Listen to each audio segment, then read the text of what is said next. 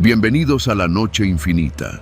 Antes de comenzar, cuéntanos en los comentarios desde dónde nos escuchas y qué temáticas te gustaría que exploremos en el futuro. Leemos cada mensaje con atención y siempre tomamos en cuenta sus sugerencias para los próximos relatos.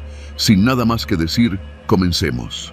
No hay carretera más solitaria que la Ruta 15 al atardecer. Lo supe desde el momento en que pasamos el último retén de Pemex en Sonora y dejamos atrás los últimos rastros de civilización. Mi nombre es Iván y esto que voy a contarte me pasó hace apenas 3 meses. No hay día que no lo recuerde. Habíamos planeado ese viaje durante semanas. Andrea y yo, mi pareja desde hacía 2 años, teníamos la manía de lanzarnos a mochilear cada vez que nuestras chambas nos lo permitían.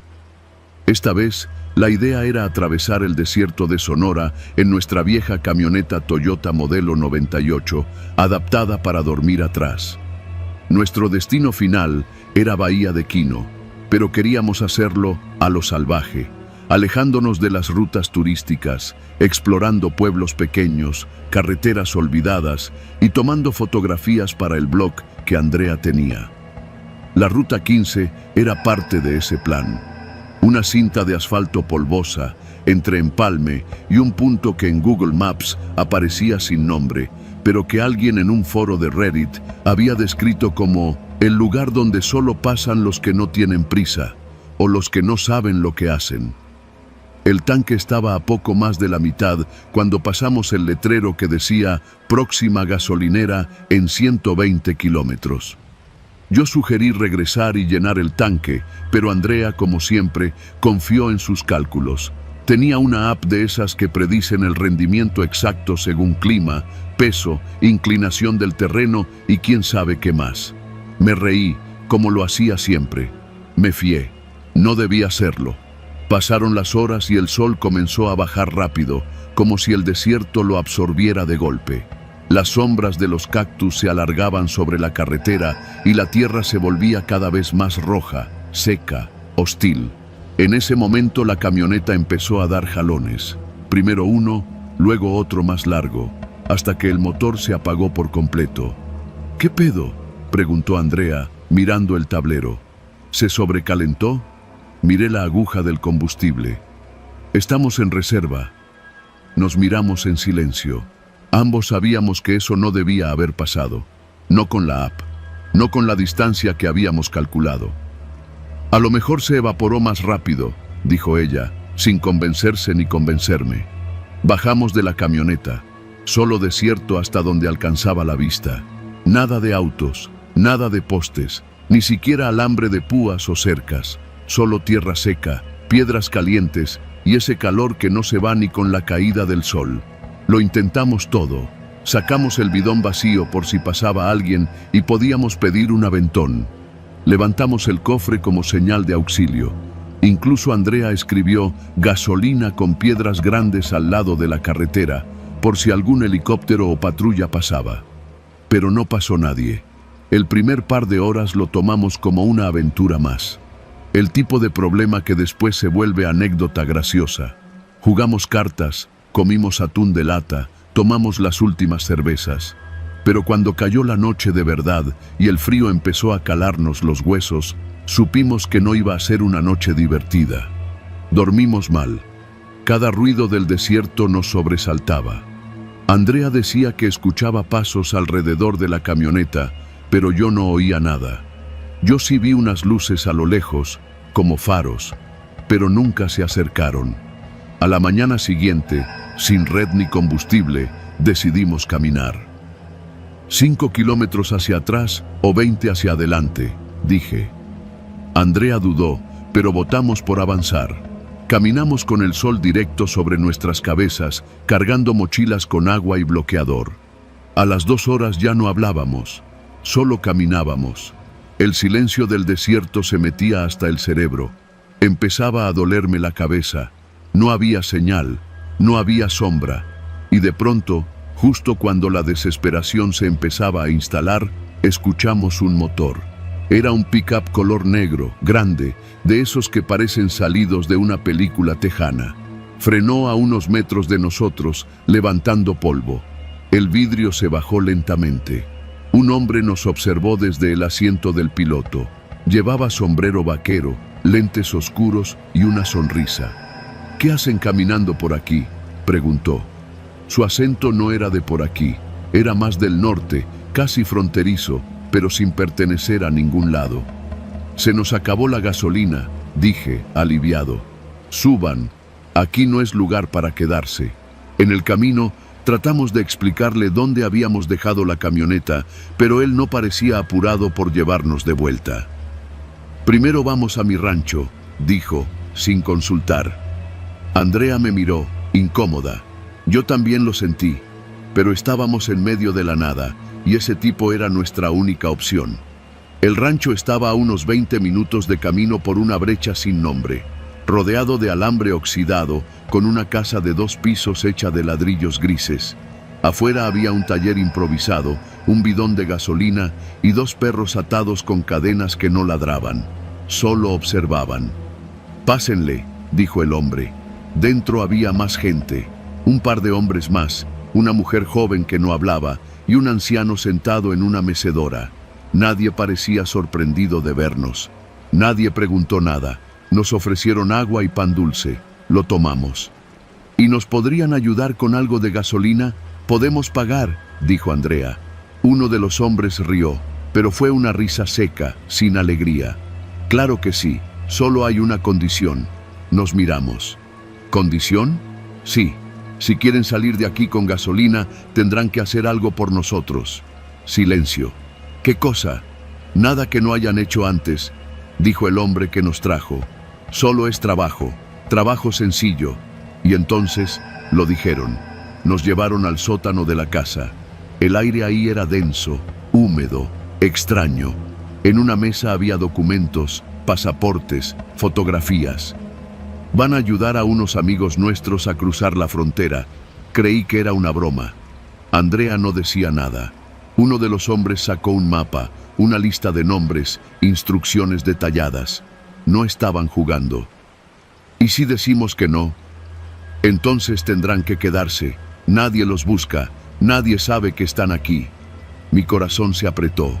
Esa noche no dormimos. Andrea lloró en silencio.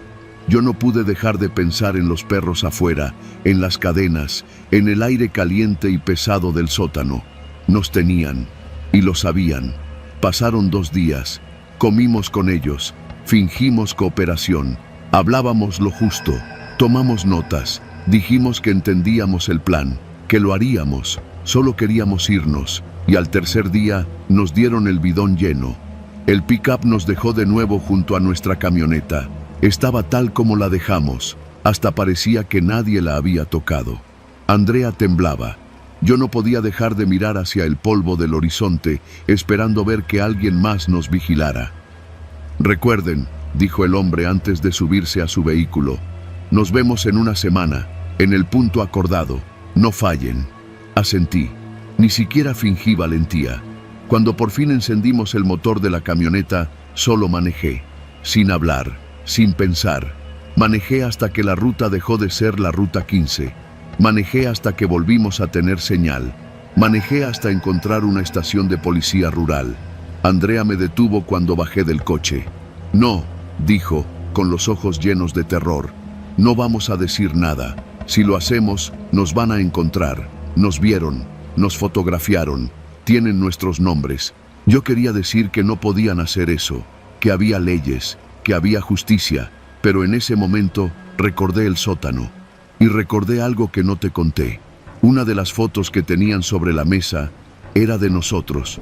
Una que Andrea había subido al blog semanas antes. No fue casualidad. Ya nos estaban esperando. Nunca debimos entrar a la ruta 15.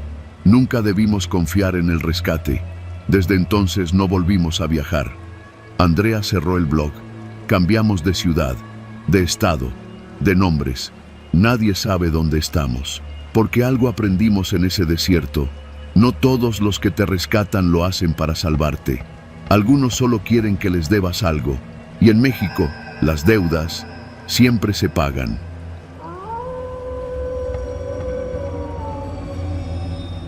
No sé cuántas veces me he arrepentido de aceptar ese viaje.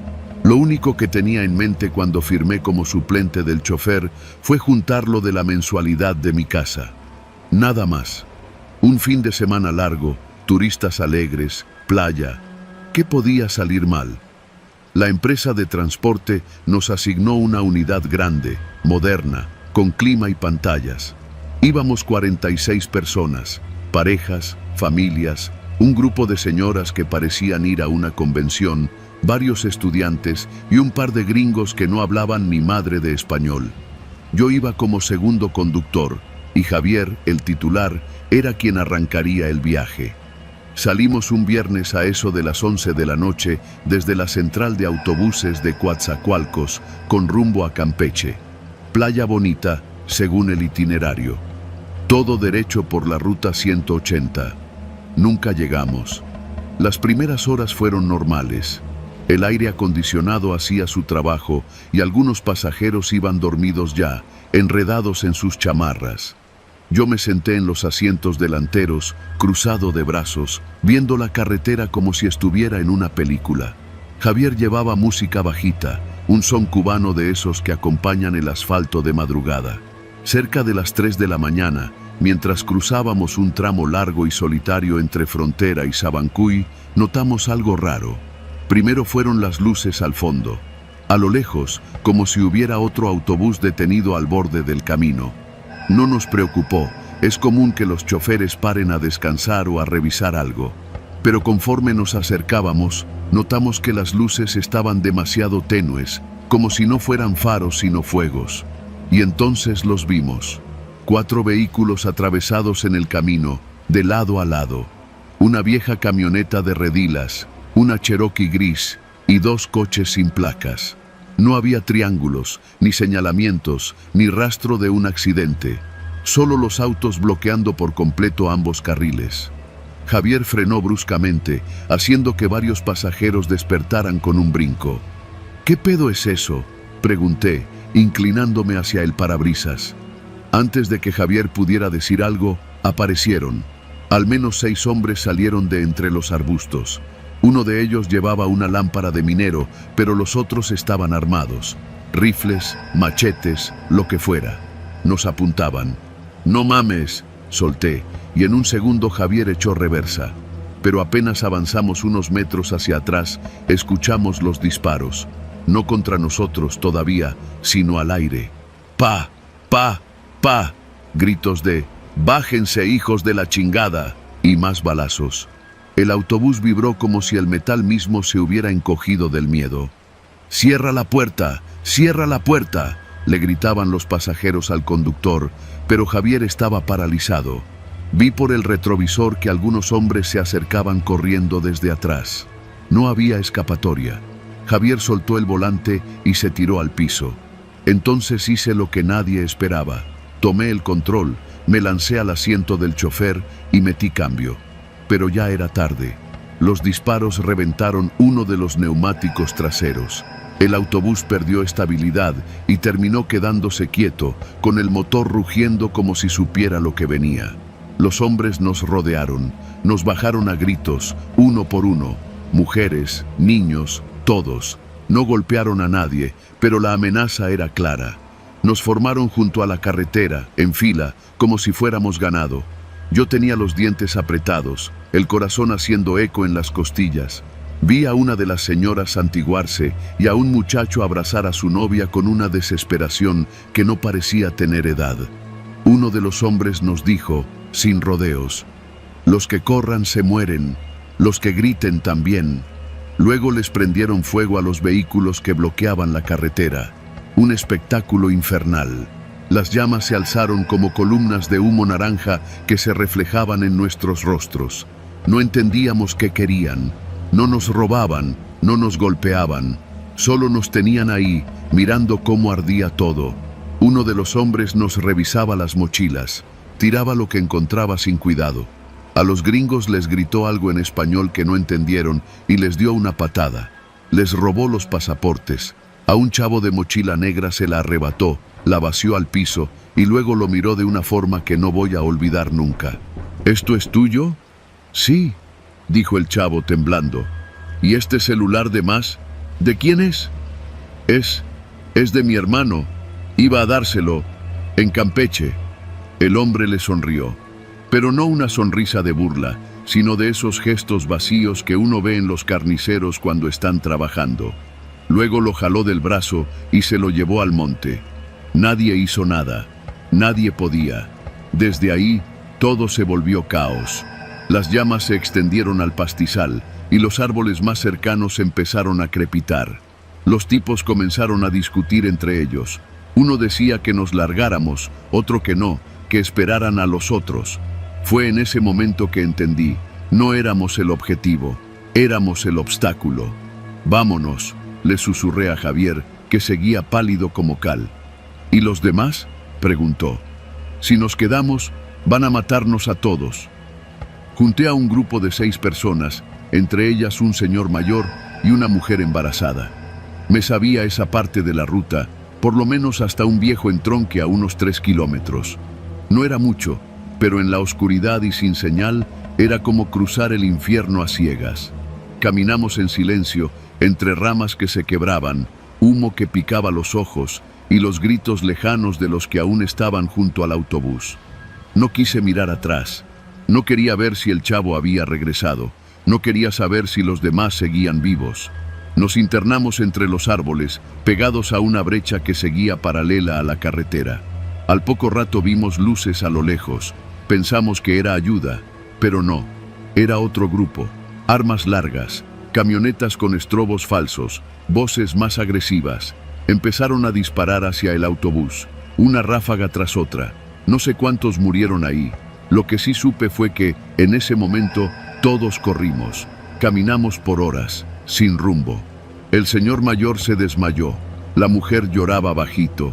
Javier no decía una palabra. Yo solo pensaba en mi hija, en su uniforme de secundaria colgado en el perchero de mi casa. Cerca del amanecer, llegamos a un poblado. No sé cuál era. Había perros flacos, gallinas y un puesto de tamales que parecía fuera de lugar, como si la tragedia de la noche anterior no existiera ahí. Fuimos a la comisaría. No nos creyeron al principio. Decían que estábamos exagerando, que era imposible que nadie hubiera escuchado nada, que la ruta estaba limpia. Pero al mediodía llegó la noticia. Un autobús turístico había sido incendiado en la ruta 180, con varios pasajeros desaparecidos. Nunca supe cuántos sobrevivieron. La empresa me dio de baja temporal mientras investigaban, pero no regresé a trabajar, ni como chofer ni como nada. Desde ese día no puedo ver una carretera sin pensar en los gritos, en las armas, en el fuego, en los ojos vacíos del chavo de la mochila negra. Si algo aprendí esa noche es que el verdadero terror no tiene forma de fantasma ni aparece en espejos. El verdadero terror lleva pasamontañas, dispara sin temblar y sonríe mientras te apunta.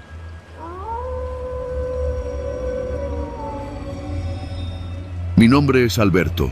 Nunca he sido de los que escriben este tipo de cosas, pero lo que vivimos mi familia y yo en la Ruta 45 merece ser contado. No para provocar miedo por el morbo, sino para que, si alguna vez alguien más se encuentra en una situación parecida, sepa que hay cosas de las que nadie te enseña cómo escapar. Todo comenzó 2 semanas después del sismo que sacudió San Luis Potosí. Aunque la prensa solo mencionó daños menores, las carreteras federales sufrieron más de lo que se dijo. Nosotros íbamos huyendo del caos de la ciudad de León, donde las noticias de saqueos, fallas eléctricas y escasez de agua nos empujaron a tomar la decisión de salir.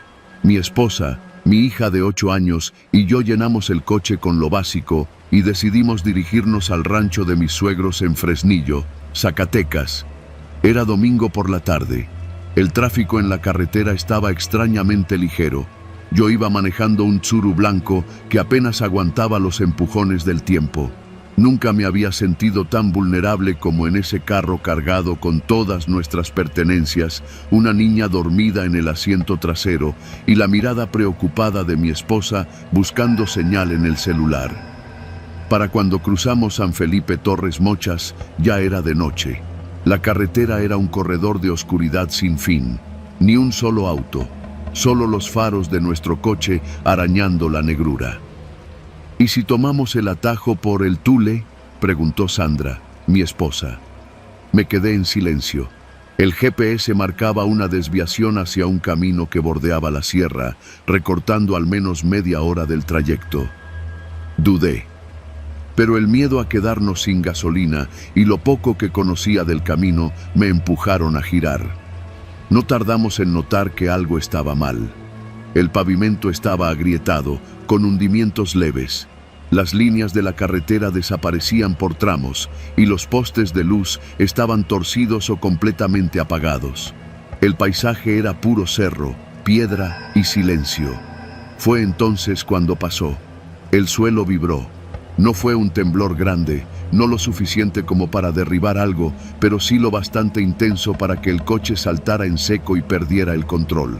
Lo siguiente fue un chirrido de neumáticos, los gritos de mi esposa, mi hija despertando llorando, y la caída.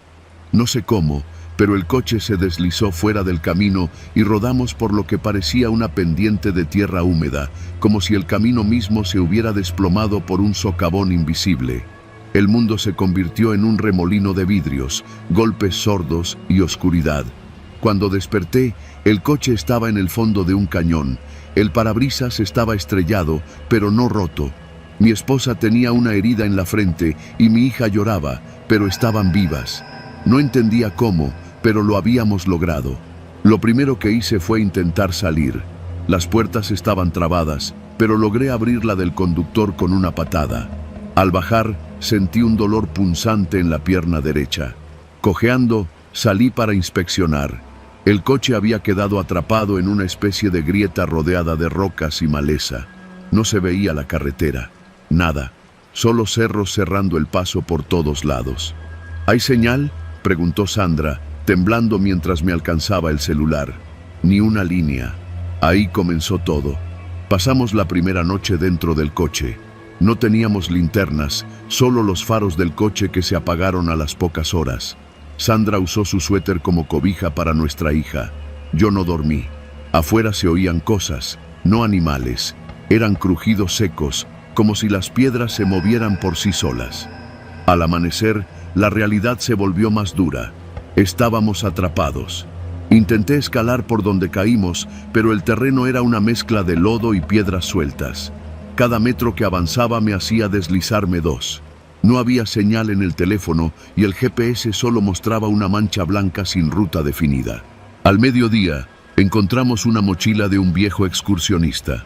No sabíamos cómo había llegado ahí, pero tenía una cantimplora vacía, un cuchillo oxidado, una linterna sin pilas y un mapa a medio deshacer. Nada útil, pero suficiente para entender que no éramos los primeros en caer ahí. Ese día escuchamos motores. Nos abrazamos, gritamos, pero fue inútil. Era el sonido de algún camión en la carretera, inalcanzable desde el fondo del cañón. Empezamos a racionar el agua. Teníamos solo 3 botellas y algunas latas. La idea era aguantar hasta que alguien nos encontrara. Pero los días pasaron. 1, luego 2. El calor subía durante el día y las noches eran tan frías que se nos entumían los dedos. Lo peor fue al 4.º día. Escuchamos voces. No eran claras. A lo lejos, entre los cerros, se oían risas, una especie de murmullo colectivo, como si alguien contara chistes que no alcanzábamos a entender. Mi hija decía que soñaba con un niño que le hablaba desde el otro lado del arroyo seco. Pensamos que era por la fiebre. El hambre empezó a hacer lo suyo. Sandra deliraba. Yo empecé a tener pensamientos oscuros. Nos turnábamos para mantener la esperanza. Jugábamos con nuestra hija a que estábamos de campamento, que todo era parte de un juego. Pero el 5.º día, todo cambió. Esa madrugada, escuché pasos alrededor del coche. Pensé que por fin había llegado ayuda. Me arrastré fuera del asiento y vi siluetas moviéndose entre los árboles, a contraluz. No traían linternas, no hablaban, solo se movían, observando. Corrí, grité, supliqué. Nadie contestó. Cuando amaneció, noté que las huellas alrededor del coche no eran de botas ni de zapatos. Eran descalzas, grandes, demasiado grandes para una persona normal. El 6.º día decidí intentar escalar de nuevo. Sandra me amarró una cuerda hecha con prendas. Subí lo más que pude y cuando ya no aguantaba, encontré algo que me congeló. Un campamento improvisado. Lonas, latas oxidadas, huesos, no animales, humanos, con marcas de haber sido quebrados a propósito. No me quedé a averiguar más. Bajé como pude y esa noche le dije a Sandra que si alguien no nos encontraba pronto, teníamos que intentar salir a pie. Ella solo asintió, sin hablar. Ya no hablaba mucho. El 7º día nos fuimos.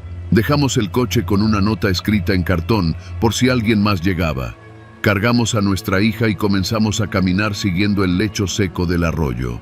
Ese fue el día más largo de mi vida. Pasamos por túneles formados por rocas, zonas de arbustos secos y laderas que parecían tragarnos con cada paso. A lo lejos siempre se oía lo mismo: pasos, murmullos, risas apagadas. No eran animales, no eran humanos, no sé qué eran. Nunca los vimos, pero sabíamos que estaban ahí. Al caer la tarde, vimos una luz. No era la salvación. Era un tráiler volcado en el fondo de otro cañón, a medio kilómetro de nosotros. No había nadie dentro, pero había radio. Una radio de corto alcance, que por milagro aún tenía batería. Grité por ayuda durante horas. Nadie respondió. Hasta que, cerca de la medianoche, alguien contestó. Ruta 45, kilómetro 127. ¿Me copias? Lloré. Nos rescataron al día siguiente. Helicóptero, Cruz Roja. El comandante me dijo que ese tramo había sido clausurado días antes por daños estructurales tras el sismo, pero que seguían llegando reportes de gente perdida. Que éramos los primeros en salir con vida desde ese punto. Nunca preguntaron por los pasos, ni por las voces, ni por las huellas. Solo nos dijeron que tuviéramos suerte de haber sobrevivido. Hoy vivimos en Aguascalientes. Aún sueño con ese lugar. Mi hija duerme con la luz encendida. Sandra no ha vuelto a hablar del tema. Y yo, cada vez que alguien menciona la Ruta 45, solo puedo pensar en las risas, en la oscuridad y en lo que quedó atrapado allá abajo. Porque aunque salimos del cañón, no todo de nosotros logró escapar.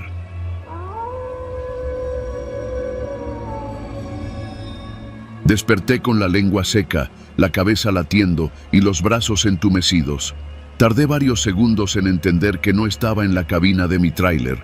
Me encontraba acostado de lado, con la espalda pegada al metal frío de una pared corrugada. El olor a diésel y metal oxidado era fuerte, como si todo el aire estuviera fermentado. Me costó trabajo abrir bien los ojos por la oscuridad, pero pronto entendí. Estaba en la caja de mi camión, en la parte de carga, atado con cinta industrial. No recordaba cómo había llegado ahí. No recordaba haberme detenido. No recordaba nada desde que salí de San Luis Potosí, antes del amanecer, con destino a una bodega en Cuautitlán. Era una ruta habitual, la misma de cada semana. La misma carretera que conocía de memoria. La Ruta 57. Intenté gritar, pero tenía un trapo amarrado en la boca. Me revolví como pude, intentando soltar las muñecas. La cinta se me había enterrado en la piel. Una sensación punzante me hizo saber que sangraba. Pasaron unos segundos, o minutos. En la oscuridad, el tiempo no tiene sentido. Lo único que podía escuchar era el zumbido del viento entrando por una rendija en la caja y algo más, el sonido del motor. El tráiler estaba en movimiento. Alguien conducía mi camión. Me quedé quieto, con el corazón repiqueteando en las costillas, como si fuera a reventarme el pecho. Tragué saliva.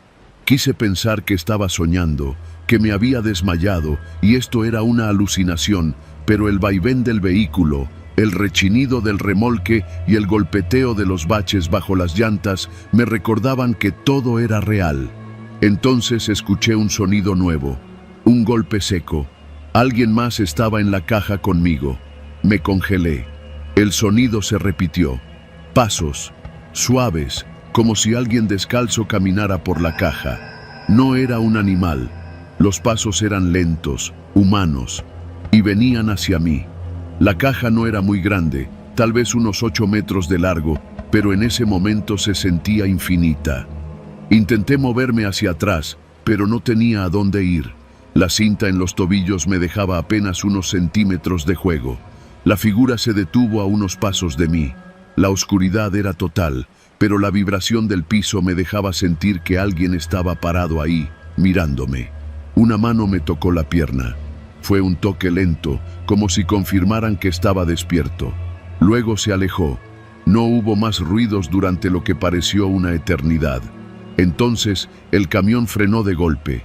Escuché cómo chirriaban los frenos de aire y cómo el motor bajaba la marcha. El cuerpo se me fue hacia adelante por la inercia. Luego, el silencio. No sabía si eran las 11 de la noche o las 3 de la mañana. Afuera no se escuchaba nada. Ni otros coches, ni el zumbido típico de las luces de carretera. Nada. Escuché cómo se abría la puerta de la cabina. El ruido metálico al cerrarse. Pasos sobre la grava. Alguien bajó del camión. Mi corazón golpeaba con fuerza. El miedo no venía como un pico, sino como un mar, lento, implacable, empapándome hasta el hueso. No sabía si gritar o quedarme quieto. No sabía si rezar o maldecir. Entonces las puertas traseras de la caja se abrieron. Una ráfaga de aire frío entró, junto con un resplandor débil. La luz de un foco de sodio, solitario, como esos que hay en las gasolineras abandonadas. Desde el suelo, apenas pude distinguir una figura alta, con gorra, subiendo al camión. Entró sin prisa. Se agachó frente a mí. Por primera vez vi su rostro. Un tipo de unos 40 y tantos, cara afilada, con la barba crecida. Tenía los ojos rojos, como si no hubiera dormido en días. Me quitó el trapo de la boca. ¿Quién eres?, le pregunté, la voz quebrada. No respondió. Sacó una navaja del cinturón. Pensé que me iba a cortar el cuello. Me preparé. Cerré los ojos, pero lo que hizo fue cortar la cinta de mis piernas, luego las de las muñecas. No dijo nada. Me quedé tirado, sin moverme. El cuerpo me temblaba. ¿Dónde estamos? Kilómetro 123, dijo. ¿De qué parte? De la ruta, entre Huichapan y San Juan del Río. Ya vamos a llegar. ¿Vamos? No respondió. Bajó de la caja y me dejó ahí, con la cinta aún colgando de las muñecas. No tenía idea de lo que pasaba. Me incorporé con dificultad. Salí tambaleándome hacia la orilla de la caja y desde ahí vi el entorno. Una estación de descanso abandonada. El letrero oxidado decía Parador El Tecuán. Había 2 bombas de gasolina cubiertas de grafiti, una tienda vacía con los vidrios rotos y basura por todas partes. La carretera estaba oscura, ni un coche en kilómetros. El hombre estaba parado al lado del camión, fumando. Me bajé como pude. Mis piernas apenas me sostenían. ¿Por qué me amarraste? No fui yo. ¿Quién fue entonces? Tú. ¿Cómo que yo? Se me quedó viendo. No había burla en sus ojos, solo cansancio. ¿No te acuerdas?, dijo. Me recogiste cerca de Matehuala. Me dijiste que querías compañía para no dormirte. Íbamos platicando bien, todo tranquilo, pero de pronto te pusiste raro. Te callaste. Luego paraste en seco en medio de la carretera. Te bajaste sin decir nada, diste la vuelta al tráiler y me apuntaste con una pistola. Me quedé sin palabras. No supe qué hacer. Me bajé del camión con las manos en alto. Tú estabas, no sé, como ido. Me dijiste que alguien nos venía siguiendo, que había un hombre escondido en la caja. Empezaste a gritar que lo oías reírse, que lo ibas a matar. Me pediste que te amarrara y después entraste a la caja, te encerraste y me dejaste el camión prendido. Estás loco. Tú me lo pediste. Negué con la cabeza. Todo sonaba como una maldita pesadilla. ¿Y por qué no te fuiste? Pensé que estabas drogado o enfermo, pero entonces también lo escuché, el hombre en la caja. Mi estómago se revolvió. ¿Lo viste? No. ¿Y tú no me hiciste nada? ¿Cómo te iba a hacer algo si tú me encerraste? Me acerqué al camión. La puerta del copiloto estaba abierta. Subí con precaución. Las llaves estaban puestas. El tablero encendido. El motor vibraba suave, en neutral. El volante tenía manchas de sangre. Revisé el asiento trasero, el respaldo. Nada. Hasta ese momento no me había dado cuenta, pero me dolía la cabeza de forma extraña, como si algo me hubiera golpeado. Me palpé la nuca, tenía un chichón y rastros de sangre seca detrás de la oreja. Entonces algo me vino a la memoria, una risa chillona, y la sensación de estar observado desde la caja. Bajé de la cabina. El tipo me miraba, esperando. ¿Tú quién eres? Me llamo Fidel, y si me crees, deberías bajarte de este camión. ¿Qué dices? Este camión no está solo. Me reí. No supe por qué. Tal vez por el miedo. ¿Y qué quieres que haga? ¿Que lo deje aquí? No, pero no sigas la ruta. ¿Entonces qué?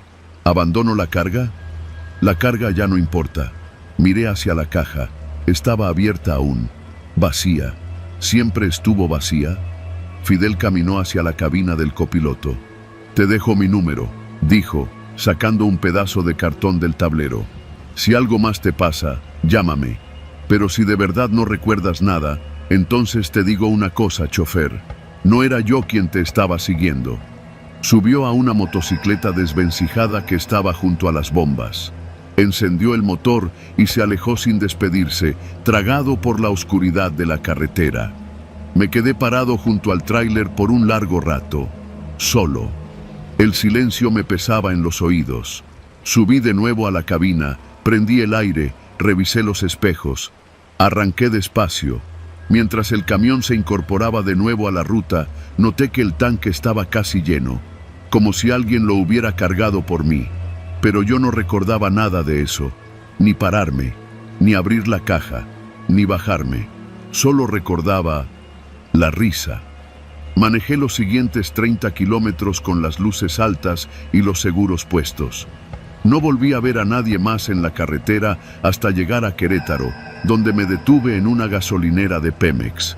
El despachador, un joven flaco, me miró con extrañeza cuando bajé.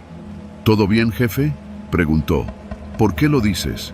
Su camión llegó con las luces apagadas. Me giré de golpe. Miré el tablero. Las luces estaban encendidas.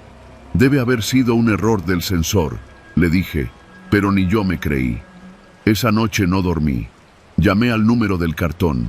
No existía. Me dijeron que no estaba asignado. Desde entonces, dejé de tomar la ruta 57 de noche. Y no, nunca volví a ver a Fidel. Pero a veces, cuando paso por el kilómetro 123, justo al llegar al viejo parador El Tecuán, escucho un sonido que me congela las manos sobre el volante. Pasos lentos, descalzos, dentro de la caja.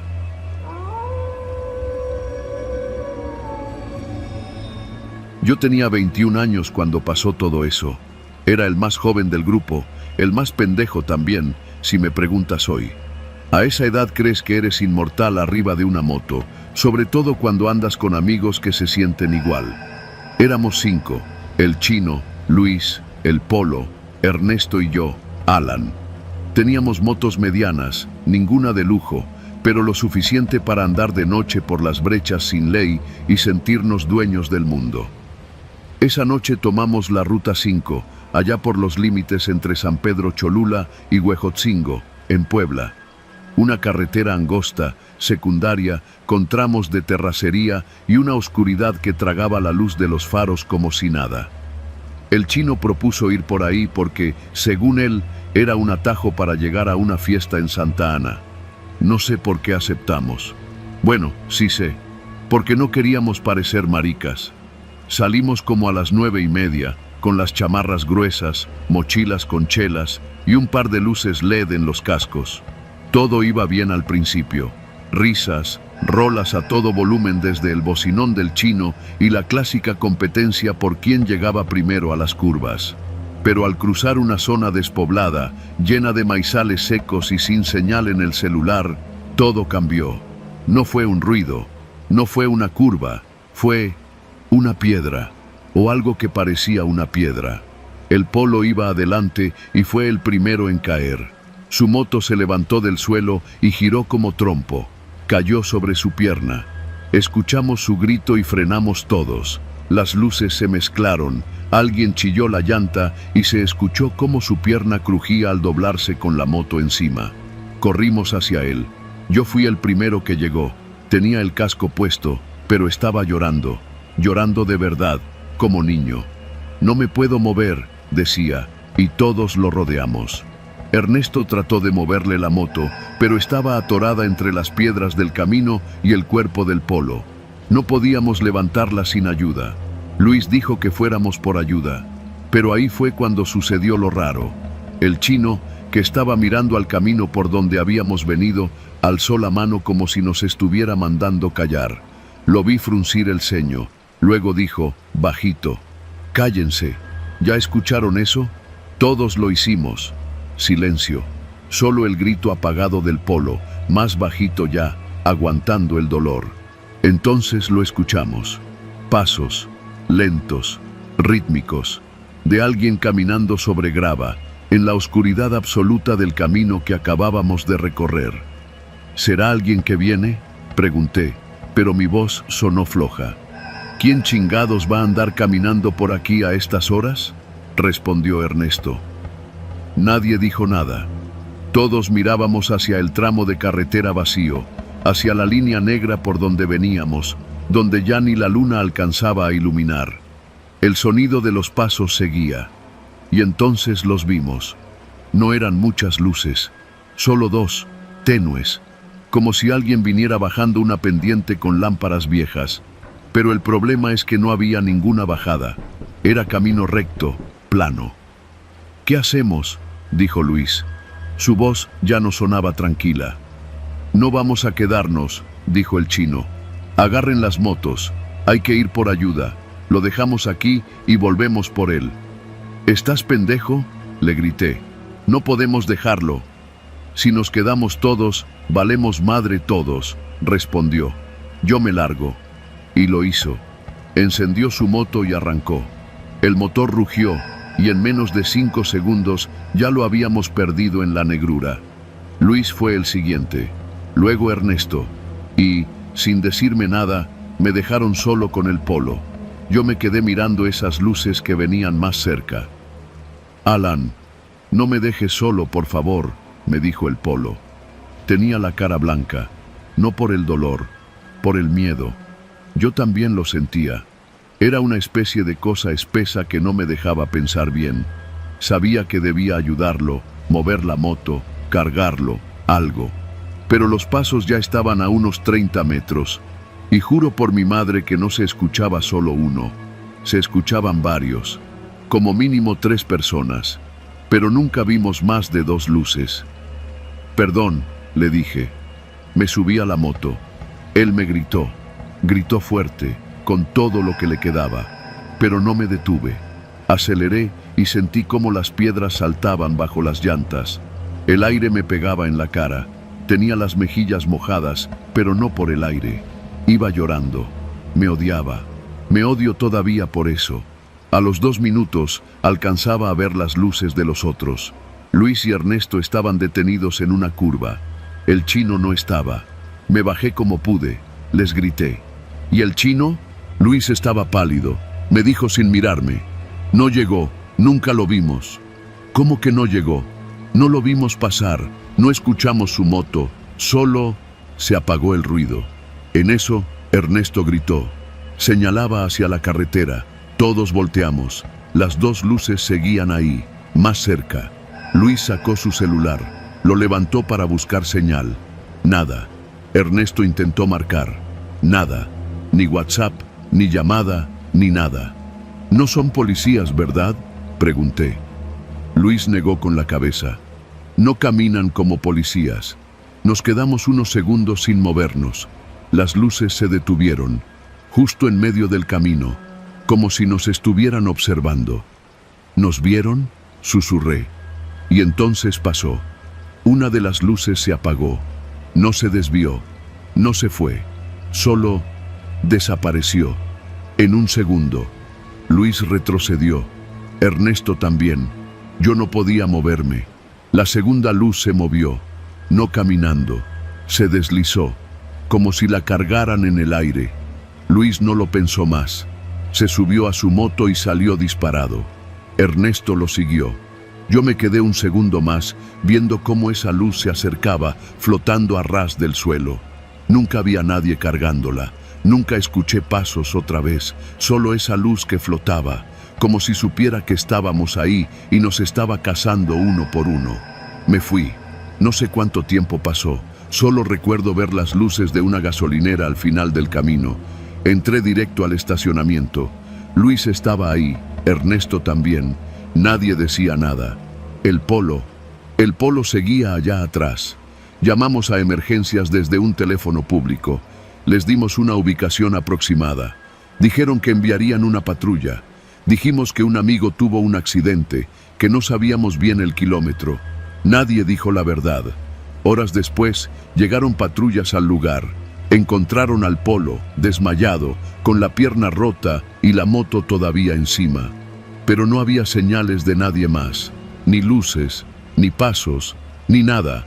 Del chino no se encontró nada, ni la moto, ni el casco, ni él. Hoy, a mis 34 años, no tengo moto. Me volví mecánico.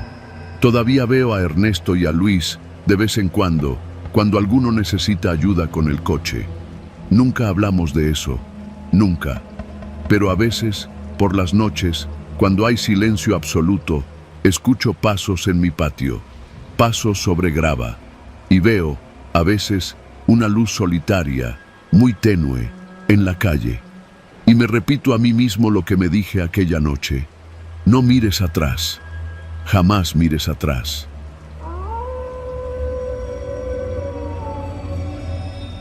Me llamo Rebeca Guzmán.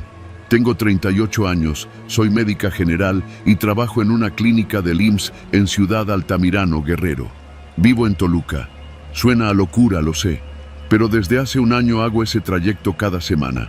Bajo los domingos por la noche y regreso los viernes por la tarde, o eso intento. Ya me aprendí de memoria cada curva de la Ruta 134, ese camino que serpentea entre cerros húmedos, neblina y camionetas de redilas. Esa noche salí más tarde de lo normal. Había una tormenta en Altamirano y se retrasó todo, las consultas, los taxis, hasta la cena. Me subí a mi coche, un Versa viejo que todavía se defiende, pasadas las 10 de la noche. No era lo ideal, pero necesitaba llegar a casa. Mi hijo menor tenía festival escolar el sábado y no pensaba perdérmelo. El primer tramo lo hice sin problema, pero después de pasar Zihuatanejo de Azueta, me atrapó una niebla espesa que me obligó a bajar la velocidad. No veía más allá de 5 metros. En el asiento del copiloto llevaba un termo con café y un paquete de galletas saladas. Iba sola. Siempre voy sola. En algún punto perdí la señal del celular. Los que conocen la Ruta 134 saben que no hay mucho margen para errores. Hay barrancas que parecen no tener fondo y tramos donde la curva se traga la línea amarilla como si fuera papel quemado. Me mantenía concentrada, con la música apagada. Solo el sonido del motor y los limpiaparabrisas. Faltando unos 15 kilómetros para el Salitre, el coche comenzó a dar jalones. Pensé que era el filtro de gasolina otra vez. Le metí primera, después segunda y nada. Se apagó. Me orillé como pude en un espacio diminuto al lado de la carretera. Era imposible ver si había alguna pendiente, pero no quería arriesgarme a que otro auto me embistiera. Encendí las luces intermitentes y bajé a revisar. Lo primero que noté fue el olor. No era aceite ni combustible, sino algo metálico, rancio. Me agaché y vi un pequeño charco debajo del motor. No soy experta, pero algo se había roto. Abrí la cajuela para sacar el triángulo de emergencia y ahí fue cuando vi las manchas de sangre en el asfalto. No eran gotas, eran huellas, como si alguien hubiera caminado descalzo, arrastrando los pies. Iban en dirección al monte. Di un paso atrás, cerré la cajuela de golpe. El corazón se me fue a la garganta. Miré hacia los árboles. Nada. Pero entonces, a menos de 10 metros, distinguí otro vehículo. Un coche compacto, gris, con las luces apagadas, parcialmente cubierto por ramas y tierra, como si lo hubieran querido ocultar. La puerta del conductor estaba abierta y también tenía sangre. No demasiada, lo suficiente para saber que algo no estaba bien. Me acerqué con el celular en alto para usar la linterna. En el interior no había nadie, solo una bolsa negra abierta en el asiento trasero con papeles regados. Me asomé y vi un gafete. Gabriela Ortega, agente de ventas, grupo farmacéutico. Lo demás no lo pude leer. Había sangre en el gafete también. Retrocedí. Quería pensar que era un accidente, que alguien se había lastimado y buscó ayuda. Pero, ¿por qué abandonar el coche así? ¿Por qué esa sensación de que algo me observaba desde el monte? Volví al mío. Intenté encenderlo otra vez. Ni un suspiro del motor, solo silencio. Decidí no quedarme ahí. Tomé una linterna que guardo en la guantera y eché a andar por la carretera en busca de señal o ayuda. Caminé con cuidado por la orilla. A un lado, monte cerrado. Al otro, el abismo. El frío comenzó a calar. Escuchaba insectos, viento, algún perro a lo lejos, y entonces escuché algo más. Un grito, lejano, de mujer, no de susto, sino de dolor. Uno que se corta de pronto, como si alguien le hubiese tapado la boca. Me paralicé. El grito vino de abajo, de la barranca. Me acerqué al borde con cautela, alumbrando con la linterna. No se veía nada, solo árboles y una oscuridad densa. Me debatí entre seguir caminando o bajar, pero entonces algo crujió detrás de mí. Un paso, o dos. Me volteé. Nadie. Corrí. No sabía si hacia adelante o hacia atrás, solo corrí. El corazón en la garganta, los pulmones pidiendo aire, las piernas temblando. Tropecé y me raspé la rodilla. Me levanté sin mirar. Solo quería alejarme del coche, del otro vehículo, de todo. A los pocos minutos encontré señal. Llamé al 112, pero no entró. Luego intenté con mi hermano. Nada. La señal se iba y venía. Me resigné a seguir caminando. Fue entonces cuando vi las luces de una patrulla venir de frente. Le hice señas desesperada. El agente se bajó de inmediato, apuntándome con una linterna. ¿Está bien, doctora? ¿Cómo sabe que soy doctora? Su coche, respondió, señalando hacia atrás. Lo vimos. Está con las luces intermitentes. Intenté explicarle todo atropelladamente. El auto gris, las manchas, el gafete, el grito. Me escuchó con atención, pero sin mostrar expresión. Lléveme a la comandancia. Llamen a la guardia. Hay alguien allá abajo, insistí. Claro, súbase, dijo, abriendo la puerta trasera. Lo hice. En cuanto cerré la puerta, noté que no tenía manija por dentro. Era una de esas unidades que usan para trasladar detenidos. Me incomodó. El agente se subió y arrancó. Íbamos en dirección contraria a la que venía. ¿A dónde vamos? A la comandancia. Está cerca. Pero el camino se volvió más angosto, más oscuro. ¿Está seguro que vamos bien? No respondió. Me incliné para ver el tablero. La patrulla no tenía número visible, no tenía radio, no tenía nada. Deténgase, le dije. Silencio. Intenté abrir la puerta. Seguía sin manija. Le estoy diciendo que se detenga. Entonces lo vi sacar algo de su cinturón. Un trapo, humedecido. Usted no está bien, doctora. Está alterada. Me tiré hacia el otro extremo del asiento, pateando la puerta. ¡Ayuda! ¡Auxilio! El tipo giró la cabeza hacia mí con una calma escalofriante. Deje de gritar, nadie la va a oír aquí. Y en ese momento, algo golpeó la patrulla por detrás. Un estruendo seco, brutal. El vehículo se tambaleó y salió del camino, deteniéndose apenas a 1 metro de una pendiente. El tipo se giró, furioso, y bajó con la lámpara en la mano. Vi mi oportunidad. Me lancé contra la puerta del otro lado. Golpeé con el codo, con la rodilla, con la cabeza. Nada. Volví a gritar. Y entonces una luz se encendió detrás de nosotros. Era otro auto, un Jetta negro. Se detuvo en seco y alguien bajó de él. Era un joven de no más de 20 años, con uniforme de Oxxo y una lámpara enorme. Gritó: ¿Todo bien, señora? El falso agente giró y por primera vez noté el pánico en su cara. Corrió hacia el monte. El empleado del Oxxo se acercó y abrió la puerta desde afuera. ¿Está herida? No sé. Gracias. ¿Cómo me encontró? Vi su coche en la curva y después la patrulla apagada. Algo no me cuadró. Trabajo en el Oxxo de Polixtepec. Tengo turnos hasta tarde. Llamó a la policía de verdad. En menos de media hora llegaron agentes y una ambulancia. Revisaron ambos vehículos. El auto gris tenía reporte de robo. Dentro encontraron sangre y una bolsa con identificaciones. El gafete era real. Gabriela Ortega estaba desaparecida desde 2 días antes. En la cajuela del auto de mi atacante encontraron guantes quirúrgicos, esposas y un teléfono con múltiples mensajes sin responder de números distintos, la mayoría con nombres de mujeres. Yo estaba en shock, pero viva. Me quedé esa noche en una clínica de Iguala. Dormí con las luces encendidas. Al día siguiente me llevaron de regreso a Toluca en una unidad oficial. No volví a manejar sola por esa carretera.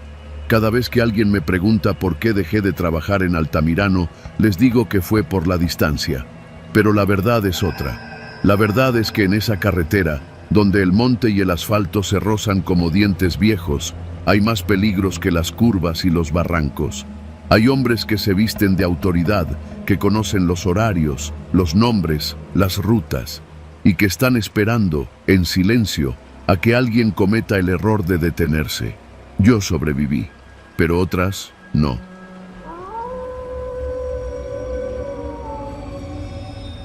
No sé por qué me aferré tanto a la idea del viaje auténtico. Supongo que quería sentir algo más allá de lo cómodo. Había leído sobre la Ruta 190, una carretera que serpentea entre montañas, pueblos polvorientos y valles que parecen detenidos en el tiempo. Me dije que, en vez de reservar hoteles, intentaría algo diferente: couchsurfing. Dormir en casas de gente local, compartir sus comidas, escuchar sus historias. Fue así como conocí a Pedro y su familia. El perfil era sencillo: familia en la sierra, casa rústica, comida oaxaqueña, historias para compartir. Las fotos mostraban una construcción de adobe con tejas rojas, una hamaca entre árboles secos, una mujer mayor sonriendo con un comal en las manos. Me atrajo de inmediato. Les escribí. Me respondieron en pocas horas. Estás invitado. Aquí siempre hay lugar para uno más, decía el mensaje, firmado simplemente Pedro. Salí de Oaxaca una mañana fresca. Llevaba mi mochila con ropa ligera, una libreta para notas y el teléfono con el mapa descargado. Después de varias horas de curvas, baches y calor sofocante, llegué a un entronque sin señalización. Según el mapa, debía tomar un camino de terracería hacia un pueblo llamado San Pedro Nduayaco. Nunca lo había escuchado. 1 hora más tarde, con las piernas entumidas y el estómago vacío, llegué. No era un pueblo, era más bien un conjunto de casas diseminadas sobre una loma, sin tiendas, sin tráfico, sin escuela visible. Todo parecía detenido. Una mujer delgada, con el rostro curtido por el sol, me esperaba frente a una casa de adobe. Tenía una expresión neutra, casi ausente. ¿Pedro?, pregunté bajando la mochila. Mi hijo, ahorita baja del cerro. Pasa.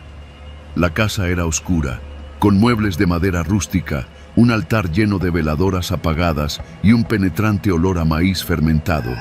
Me ofreció una silla, un vaso con agua de panela y un silencio que pesaba. Afuera, niños jugaban sin hablar. Solo se escuchaba el zumbido de los insectos y a lo lejos un tambor suave, casi imperceptible. Pedro llegó cuando caía la tarde. Era más joven de lo que imaginaba, quizás unos 25 años. Moreno, huesudo, con una voz tranquila pero firme. ¿Vienes de la ciudad?, me preguntó, sin presentarse. De Oaxaca. Ando viajando, buscando conocer más allá de lo turístico. Pedro asintió. No dijo nada más. Esa noche cenamos frijoles con tortilla, queso fresco y café negro. Nadie hablaba durante la comida.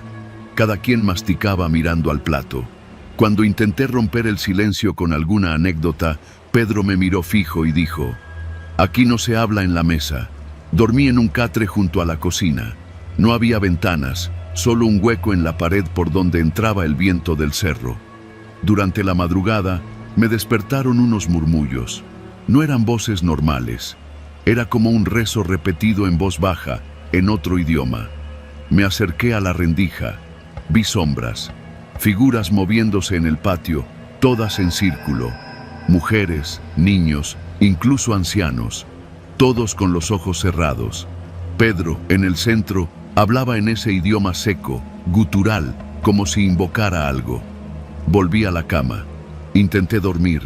No pude. Al amanecer, la casa estaba vacía. Salí al patio. Había rastros de ceniza formando un círculo negro en la tierra. Pedro apareció cargando leña. ¿Descansaste? Sí, mentí. Hoy toca ceremonia. No salgas del patio, dijo sin mirarme. Intenté preguntarle más, pero me ignoró. La madre preparaba una especie de bebida espesa con maíz morado y algo que parecía ramas secas. Le pregunté qué era. No respondió. El resto del día nadie volvió a hablarme, ni los niños. Caminaban descalzos por los senderos sin gritar, sin reír. Solo existían, como si obedecieran algo invisible. Esa noche me encerraron, literalmente. Cuando intenté salir a estirar las piernas, la puerta estaba cerrada con una tranca por fuera. Golpeé, llamé a Pedro. Nadie respondió. A través de la rendija, vi que se reunían otra vez en el patio. Esta vez llevaban algo en las manos, velas encendidas. Pedro sostenía una figura de barro con una cara lisa, sin rasgos. Todos lo miraban con devoción. Los cánticos empezaron de nuevo. Da Anushina, repetían. Vi algo que me heló la sangre. Al fondo del círculo había otra figura, idéntica a mí. Mis botas, mi mochila, mi chamarra. Una figura inerte, pero con mi silueta exacta. La estaban presentando. Pedro la roció con esa bebida morada y todos se inclinaron. No podía respirar. Comencé a golpear la puerta gritando. Nadie me escuchaba. O peor, me escuchaban, pero no les importaba. Me escondí debajo del catre. Esperé horas. Los cánticos cesaron. Alguien desatrancó la puerta. No salí. Escuché pasos dentro de la casa. Alguien se sentó junto a mi catre. Era Pedro. No debiste ver eso. Su voz era serena, más aterradora que si hubiera gritado. Mañana te vas, nadie te hará daño, pero aquí no vuelves a hablar de lo que viste. Nunca. No respondí. No podía. Amaneció. Pedro me dio una bolsa con pan y un poco de queso. Caminé sin mirar atrás. No pedí explicaciones. Llegué a la carretera tras horas de andar entre veredas y piedras. Cuando volví a tener señal, busqué San Pedro Anduayaco. No había rastro de ese pueblo, ninguna foto, ningún dato. Publiqué en el grupo de Couchsurfing que ya no estaría disponible para recibir ni buscar hospedaje, y nunca más dormí en casa ajena.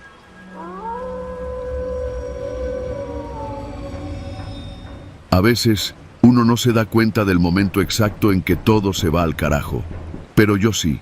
Fue en el preciso instante en que abrí esa mochila negra, olvidada en el asiento trasero de mi coche, a mitad de la madrugada, frente a un Oxxo, en la carretera libre entre Puebla y Atlixco.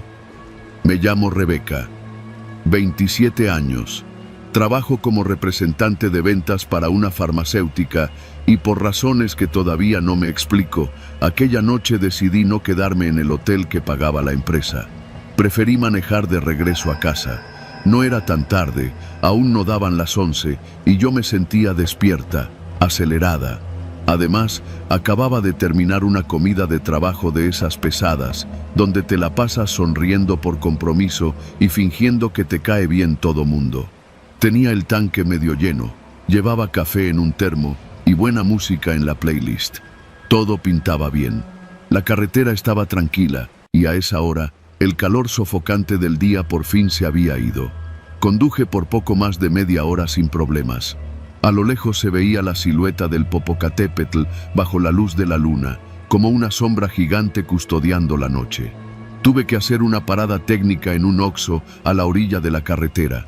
Estaba vacío, como era de esperarse. El tipo que atendía apenas si levantó la mirada mientras compraba una botella de agua y una barra de chocolate. Salí rápido. Al abrir la puerta del coche para meter mis cosas al asiento trasero, noté algo que no recordaba haber puesto ahí.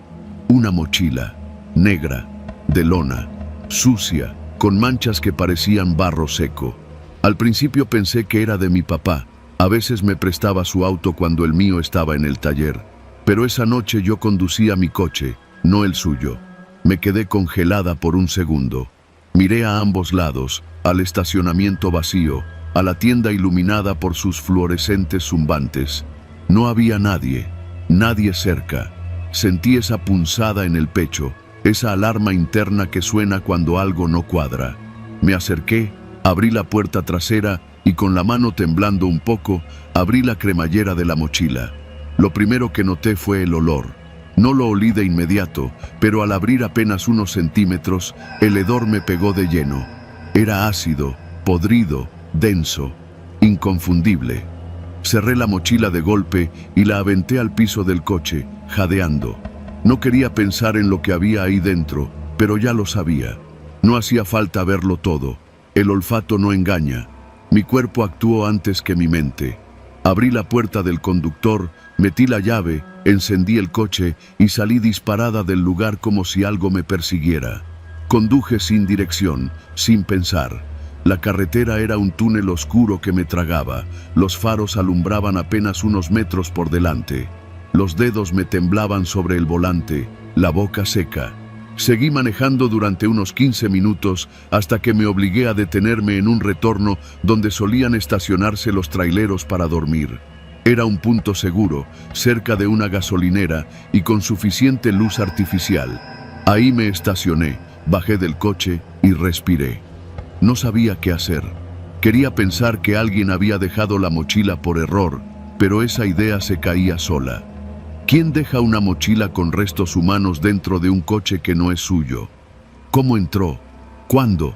¿Desde cuándo estaba ahí? Me acerqué al asiento trasero. Abrí otra vez la puerta. Esta vez no me atreví a abrir la mochila de nuevo, pero me puse a examinarla con más detalle. La lona estaba rasgada en una esquina y por ahí asomaban trozos de plástico negro y un fragmento óseo, pequeño, curvo, como parte de una costilla. Tuve que girarme y vomitar junto al auto. No soy valiente, no soy una heroína. Lo que hice a continuación fue subir de nuevo, poner el coche en marcha y dirigirme a la comandancia más cercana, que según Google Maps estaba a unos 20 minutos. En el trayecto, mi mente corría a 1000 por hora. Me imaginaba a los oficiales abriendo la mochila, confirmando lo que yo sospechaba. Pensaba en cómo explicarlo, en qué palabras usar. Pero no llegué. Unos minutos después de haber retomado el camino, noté por el retrovisor que venía un coche detrás de mí. Luces altas, demasiado cerca. Intenté hacerme a un lado, pero el vehículo me siguió. Pegado, intimidante. Intenté cambiar de carril, y el otro coche también.